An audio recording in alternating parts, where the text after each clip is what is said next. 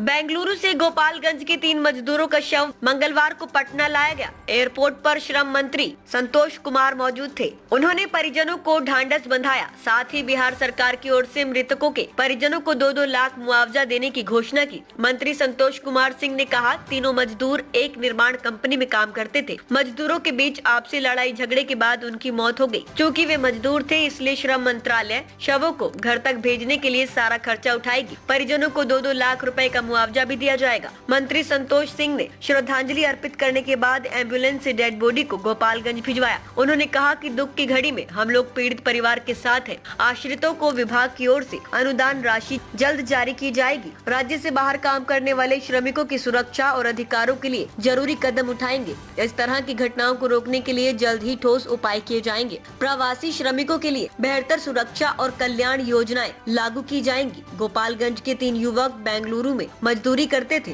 होली पर कुछ दोस्तों के साथ मिलकर पार्टी कर रहे थे। इस बीच विवाद हो गया। विवाद बढ़ने पर साथी ने ही चाकू से हमला कर दिया। हत्या करने वाले आरोपी भी गोपालगंज के ही रहने वाले हैं। बेंगलुरु पुलिस ने इस मामले में 2 आरोपियों को गिरफ्तार किया है। मृतकों की पहचान थावे थाना क्षेत्र के पिठोरी गाँव निवासी राधेश्याम यादव, अंशुराम और दीपू कुमार के रूप में हुई है।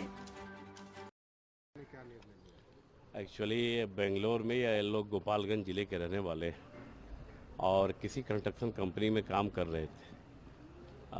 आपस में ऐसे प्रथम दृष्टया लगता है कि आपस में रंजिश के चलते लड़ाई झगड़ा में ये 3 लोगों की मृत्यु हुई है।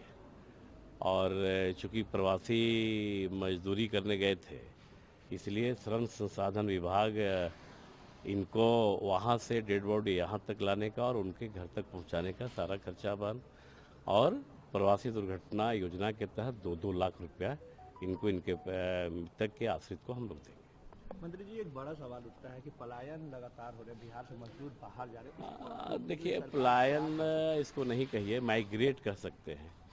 पलायन नहीं है, लोग जाते हैं और देश में डेमोक्रेसी है।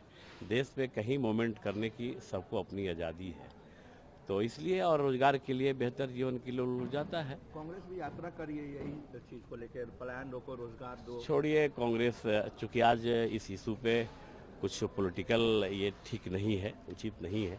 फिर सरकार की तरफ से क्या रहा? 2-2 लाख रुपया मृतक के आश्रित को, परिजन को 2-2 लाख रुपया का हम लोग सहायता राशि देते हैं। और इनके जो परिजन हैं, परिजन के जो कमाने वाले जो वैसे घर के लोग होंगे, उनको भी अलग से हम लोग कुछ सहायता प्रदान